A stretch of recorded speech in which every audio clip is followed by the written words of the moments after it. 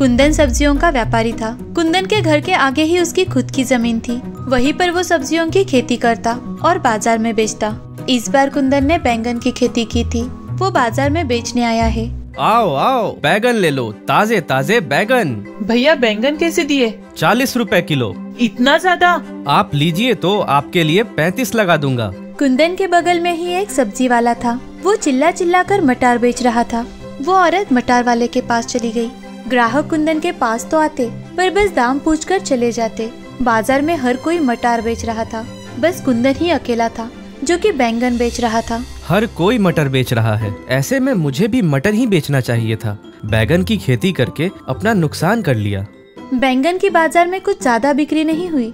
2 दिन के अंदर ही कुंदन के सारे बैंगन खराब हो गए। कुंदन को अच्छा खासा नुकसान हो गया। अब की बार मटर की खेती करूंगा। कुंदन ने अपने बचे हुए पैसों से मटर की खेती करने का निर्णय लिया। अगले ही दिन कुंदन मटर की खेती करना शुरू कर देता है। कुंदन की 2 बेटियां थी जो कुंदन की मदद किया करती थी। कुंदन 2 महीनों तक मटर के खेतों में मेहनत करता है और 2 महीनों बाद उसके मटर तैयार थे कटाई के लिए। पिताजी, मटर की खेती तो बहुत अच्छी हुई है। एक एक मटर अच्छे से बड़ा है। बढ़ेगा क्यों नहीं? हम तीनों ने इतनी मेहनत जो की है। आज बाजार से आते आते पनीर लाऊंगा। आज हम मटर पनीर खाएंगे। 2 महीनों से पूरा परिवार रूखी सूखी रोटी खाकर अपना पेट भर रहा था। कुंदन सोचता है कि मटर की अच्छी बिक्री होने पर आज कुछ अच्छा खाएगा। कुंदन मटर बेचने लगता है, पर अब बाजार में कोई भी मटर नहीं लेता है। आओ, ताजे ताजे मटर ले लो। ओ भैया, भिंडी है क्या? अरे मटर लेके जाइए, बहुत ताजे हैं। 2 महीने से मटर ही खा रहे हैं। भिंडी है तो बताओ। नहीं भाई, भिंडी तो नहीं है। कुंदन के बगल में एक सब्जी वाला होता है, रामू, जो कुंदन पर हंस रहा होता है। आओ आओ भाइयों, यहाँ आओ, भिंडी यहाँ है। कुछ लोग बस खेती करना जानते हैं। बाजार में कौन सी सब्जी चल रही है उन्हें पता ही नहीं होता है। इस बार भी कुंदन की कोई सब्जी नहीं बिकी है। कुंदन घर आता है। उसकी बेटियां पनीर का इंतजार कर रही होती है। कुंदन के पास पनीर ना देखकर कहती है, पिताजी, पनीर नहीं लाए? कैसे लाता, जब मटर की सब्जी बाजार में बिकी ही नहीं। आपने तो कहा था कि आज मटर पनीर खाएंगे। मुझे वही खाना है। मेरा दिमाग बहुत खराब है। चुपचाप से जो भी मिले खा ले। कुंदन गुस्से में अपने छोटी बेटी बबीता पर चिल्लाता है। कुछ ही दिनों में मटर भी खराब होने लगते हैं। कुंदन सोचता है कि मटर खराब होने से तो अच्छा है कि वो छीलकर बाहर रख दे, ताकि कोई ना कोई जानवर पक्का खा लेगा। हर दिन एक चिड़िया आती, खुद मटर खाकर अपने परिवार वालों के लिए भी चोंच में ले जाती। देखते ही देखते ढेर सारी चिड़िया मटर खाने के लिए आया करती है। अच्छा है, मटर खराब होने से पहले खत्म हो गए। किसी का तो पेट भरा। वो चिड़िया फिर से आती है। अब कुछ नहीं बचा है, सब मटर खत्म हो गए। फिर भी वो चिड़िया कुंदन के पीछे पीछे आती है। अब खिलाने के लिए कुछ नहीं है मेरे पास। जाओ यहाँ से। 6 महीने से मेरी बेटियों को अच्छे से खाना तक नहीं मिला है। कहाँ से पैसे आएंगे वो भी नहीं पता। कुंदन के पास खेती करने के लिए भी पैसे नहीं थे। कुंदन वही परेशान होकर बैठ जाता है। वो चिड़िया कुंदन के पास आती है और अपने मुख से एक सुनहरे का बीज निकालती है। इस बीज का क्या करूं? अपने खेत में लगा दूं? वो चिड़िया अपनी गर्दन हिलाती है। कुंदन चिड़िया पर ज्यादा ध्यान नहीं देता। सुनहरे का बीज वो अपने खेत में फेंक देता है। फिर भी कुंदन जहाँ जाता, चिड़िया उसके पीछे पीछे जाती। अरे अब क्यों मेरे पीछे लगी हो? वो बीज खेत में बो तो दिए। फिर भी वो चिड़िया वही खड़ी होती है। अब क्या उसमें पानी डालूं? चिड़िया अपनी गर्दन हिलाती है। अरे क्या मुसीबत है? कुंदन ने जहाँ बीज फेंका था वहाँ जाकर पानी डाल देता है। फिर जाके वो चिड़िया उड़ जाती है। कुंदन अपने घर चला जाता है। सुबह सुबह बबीता अपने खेत में आती है तो वो देखती है कि सारे खेत में फिर से मटर उग गए हैं। क्या? मैंने मटर की खेती तो नहीं की थी। कुंदन बाहर जाकर खेत में देखता है तो उसके खेत में मटर आ जाते हैं। अरे कल तक तो कुछ नहीं था खेत में, अचानक से मटर कहाँ से आ गए? जैसे ही कुंदन एक मटर को छिलता है तो अंदर सोने के मटर निकलते हैं। अब वो तीनों मिलकर खेत से सारे मटर घर ले आते हैं। उन्हें छिलकर सोने के मटर निकालते हैं। कुंदन और उसका परिवार बहुत खुश होता है सोने का मटर देखकर। पिताजी, पर ये सोने के मटर कहाँ से आए अपने खेत में? अच्छा, तो ये उस चिड़िया का कमाल है। उसी के बीच से ये सोने के मटर उगे हैं। कुछ सोने के मटर बेचकर कुंदन के घर के हालात बदल जाते हैं। उनकी परिस्थिति बदल जाती है। वो दान पुण्य भी करता है, साथ ही बड़े खेत भी खरीद लेता है। इस दिन के बाद कुंदन को कभी पैसों की कमी नहीं हुई। सुशीला नाम की एक लड़की अपनी माँ के साथ रहती थी। जब वो 2 साल की थी तभी कुछ बड़ी बीमारी के कारण उसके पिता की मृत्यु हो चुकी थी और तभी से सुशीला की माँ मीरा नौकरी कर अपनी बेटी का ख्याल रखती थी। सुशीला बड़ी ही सीधी सादी लड़की थी। आज वो 14 साल की पूरी हो चुकी थी। उसका जन्मदिन था तो मीरा सुशीला के बर्थडे का केक और बच्चों के लिए कुछ खाना लेने के लिए बाहर जाती है। जाते जाते वो सुशीला से, सुशीला बेटी मैं थोड़ी ही देर में वापस आती हूँ, तब तक उस टेबल पर तुम्हारा गिफ्ट रखा है, उसे खोलकर देखो तुम और जल्दी से तैयार हो जाना। मैं आने के बाद हम दोनों मिलकर केक काटेंगे। अरे वाह, माँ तो मेरे लिए सरप्राइज लेकर आई है, मैं अभी देखती हूँ। मीरा हंसते हुए वहां से चली जाती है, लेकिन जब वो घर से निकलती है तो उसे क्या पता था कि आखिर सुशीला की जिंदगी में क्या लिखा है। मीरा हंसते हुए तो निकलती है लेकिन कभी वापस नहीं आ पाती। एक बेधुन होकर गाड़ी चलाने वाले ड्राइवर के गाड़ी से रोड एक्सीडेंट में उसकी मौत हो जाती है। दूसरी ओर सुशीला तैयार हो जाती है और अपनी माँ की राह देखते देखते, अरे ये माँ अभी तक क्यों नहीं आई? मेरे साथ साथ मेरे सारे दोस्त भी माँ की राह देख रहे हैं, कहाँ रह गई ये? अब रात हो चुकी थी तो सुशीला के सारे दोस्त घर चले जाते हैं और सुशीला अपनी माँ की राह देखते देखते वैसे ही भूखी प्यासी सो जाती है। सुबह उठते ही उसे सारी बात पता चलती है। वो बहुत मायूस हो जाती है। तभी उसकी चाची रमा उसके चाचा राघव से, अब इस कलमुही को हमें ही पोसना पड़ेगा, इतनी महंगाई में कैसे होगा हमारा? अरे रमा, क्यों चिंता करती हो? भैया भाभी ने जो कमाया है वो उसकी शादी तक। हाँ, मैं ही गलत हूँ। उन्होंने खजाना कमा कर रखा है ना उनकी लाडली के लिए। एक तो उसे हॉस्टल या फिर अनाथ आश्रम में डाल दो आप। हाँ नहीं तो। तभी रमा और राघव की सारी बातें उनकी बेटी श्यामा सुन रही थी।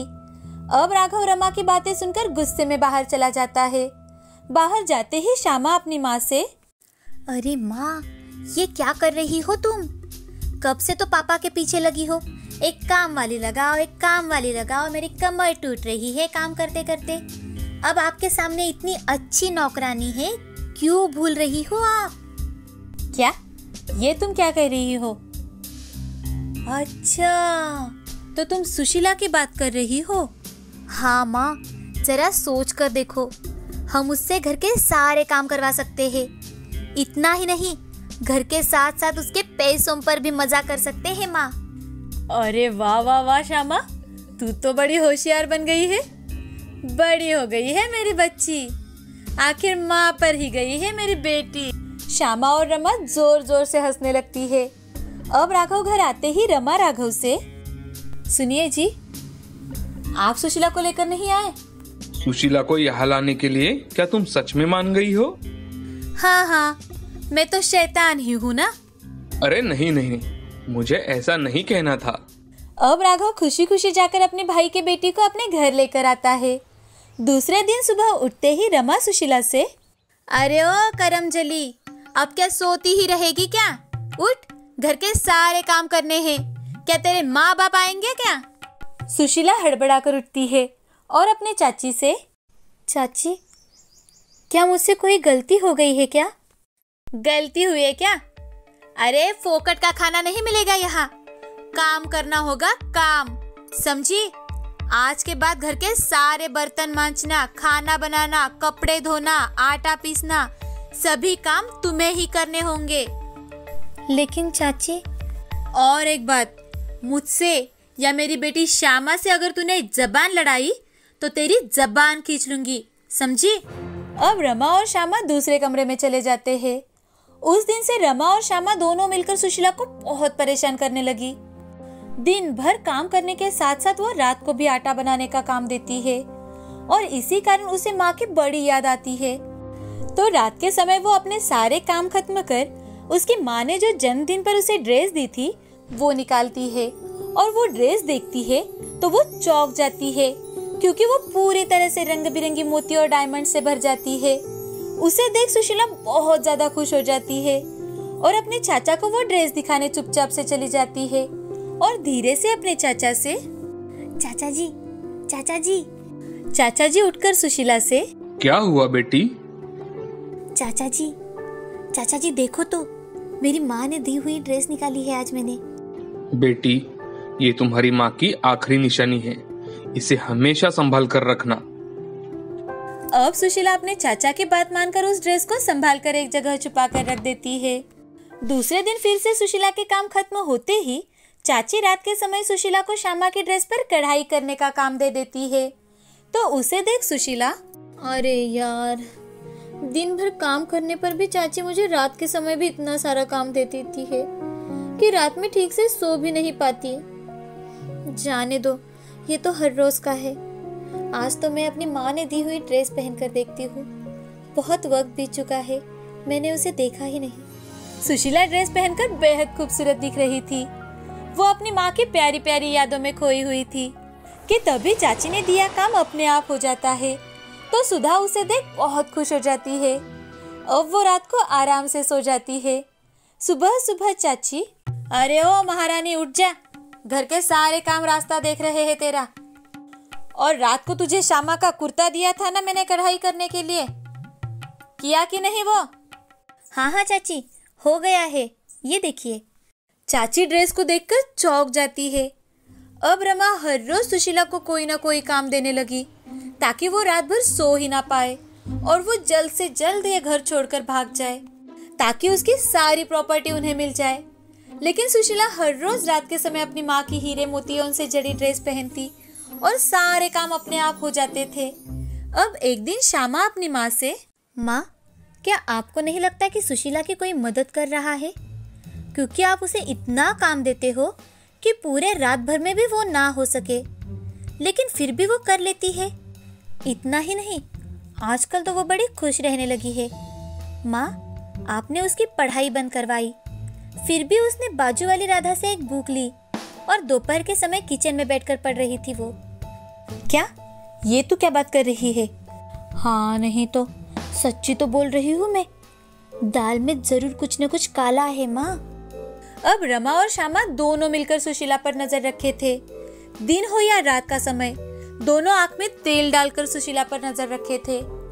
हर रोज की तरह सभी सो गए होंगे, ये सोच सुशीला वो जादुई ड्रेस पहन लेती है और उसके सारे काम झट से हो जाते हैं। तो उसे देख रमा, अच्छा तो ये बात है। रमा और श्यामा दोनों भागते हुए सुशीला के पास जाकर उसे पकड़ने लगते हैं। लेकिन सुशीला को हाथ लगाते ही रमा और श्यामा के हाथ मानो पूरी तरह से जल जाते हैं। तो श्यामा, माँ, माँ मुझे बहुत दर्द हो रहा है माँ, मुझसे तो बिल्कुल भी सहा नहीं जा रहा है माँ। अरे मुझसे भी तकलीफ सह नहीं जा रही, क्या करूँ? चल जल्दी से यहाँ से चल ताकि हम ठंडे पानी में हाथ डाल सके, चल जल्दी। अब रमा और श्यामा घबराकर पानी का नल शुरू कर देते हैं, लेकिन आज उसमें से ठंडा पानी ना निकलकर गर्मा गर्म पानी ही बाहर आता है। ये देख रमा और श्यामा और भी ज्यादा घबरा जाती है और वो सुशीला से, सुशीला हमें माफ कर दो सुशीला, आज के बाद हम तुम्हें कभी तंग नहीं करेंगे, तुम्हारी हर बात मानेंगे, लेकिन प्लीज प्लीज हमें इस मुसीबत से बाहर निकालो सुशीला। उस दिन के बाद रमा या श्यामा दोनों इतनी घबराई हुई थी कि अगर सुशीला उनकी ओर देखे भी तो वो डर के मारे सारे काम कर देती थी। अब रमा ने सुशीला का कॉलेज में भी एडमिशन करवाया और उस दिन से सुशीला और उसके चाचा जी खुशी खुशी अपनी जिंदगी बिताने लगे।